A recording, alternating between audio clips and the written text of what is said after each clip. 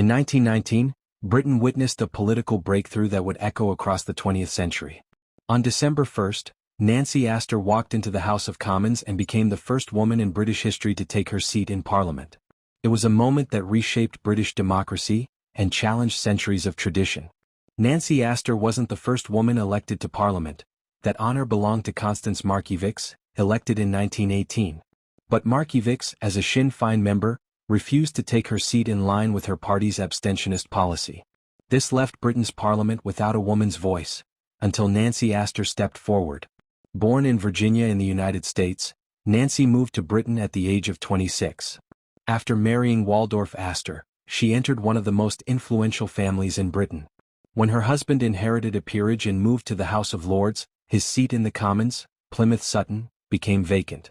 Nancy stood for election, campaigned fiercely, and won. Her victory shocked many, delighted others, and made headlines across the world. But winning was only the beginning. Walking into Parliament, an overwhelmingly male institution, was a battle of its own. Some MPs openly doubted whether a woman belonged there. Others insisted politics was no place for females.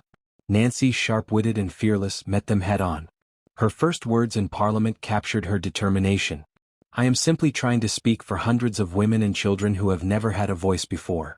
She quickly became known for her strong positions, supporting temperance, pushing for reforms in education, improving conditions for mothers and children, and advocating for women's rights in the workplace. Her presence forced Parliament to confront issues it had ignored for decades. But she also faced hostility. Male MPs interrupted her speeches, mocked her accent, and challenged her legitimacy.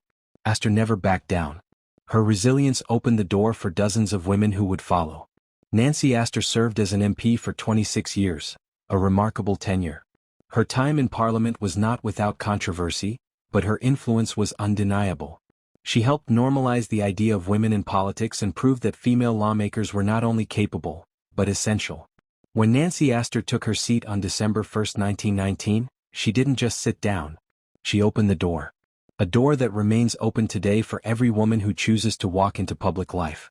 Her legacy is a reminder that one person stepping into the room can change the room forever.